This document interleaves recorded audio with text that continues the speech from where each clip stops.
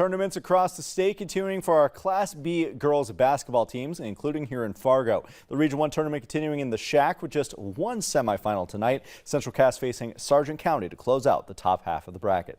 The Squirrels wasting absolutely no time putting some points on the board, and I do mean that literally. Just seconds into the opening quarter, Delaney Cotton grabs the rebound, takes this one coast to coast, driving through a pair of defenders for the first score of the game. But she isn't done yet, intercepting the inbound pass and putting it right back up for another 2 points. The Squirrels with a 4-0 lead just 40 seconds into this semifinal contest. The smothering Squirrels defense leading to a 10-2 run to open this game, and they aren't done. DeConti Smith wrestling the ball away before launching it down the court to Cotton. She lays it in to put Central Cass up by double digits. Sargent County needing some points near the end of the first. They're down by 12. This time it's the Bulldog defense coming in clutch. Ashlyn Sundquist comes up with the loose ball, bombs it down the court to Carly Cadoon under the basket. Sargent County halting the Squirrel run, but not for very long. Victoria Richter fires away from just inside the three-point line, capping off a dominant first quarter for Central Cass. They lead 22-10, and the Squirrels are region championship bound with a 56-34 win tonight. Now, who their opponents will be, we still aren't sure. Kindred and Northern Cass will meet tomorrow morning with a trip to the title game on the line. The Vikings winning their weather-delayed quarterfinal game over Tri-State earlier tonight.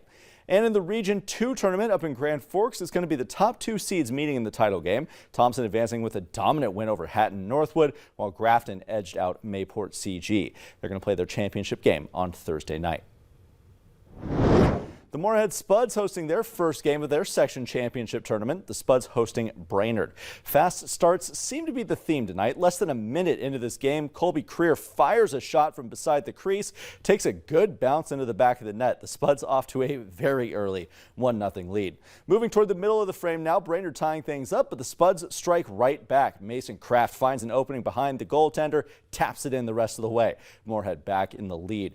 Now, a 1-goal lead is nice, but I think everyone would agree that a 2-goal lead's even better. Just about a minute later, Garrett Lindberg launches this one toward the net, redirected by Abe Carlson, and the puck tumbles in to light the lamp once again. Spuds finish the first period up 3-1.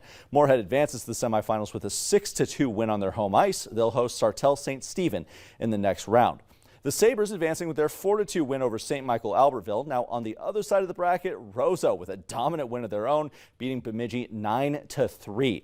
And the 6th-seeded Elk River upsetting Buffalo in their quarterfinal, a 3-1 win there for the Elks.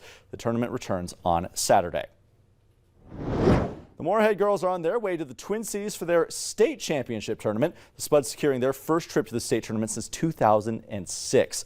But this year, the road to the XL Energy Center is a bit more hazardous as teams make their way through the rough weather we've been experiencing. The Spuds are trying to keep things business as usual, but they did decide to leave a day early. They started their quest to the X this afternoon. Head coach Ryan Kraft says it's all a part of the experience here in the state of hockey. It is what it is. We live in Minnesota and we have to expect that things like this can happen and do happen. So we're playing it safe. We're getting down there early. We'll get settled. We'll get accustomed to life in a big city, life in a hotel, life eating at restaurants, and hopefully us getting down there a day earlier than we were originally planned is a benefit.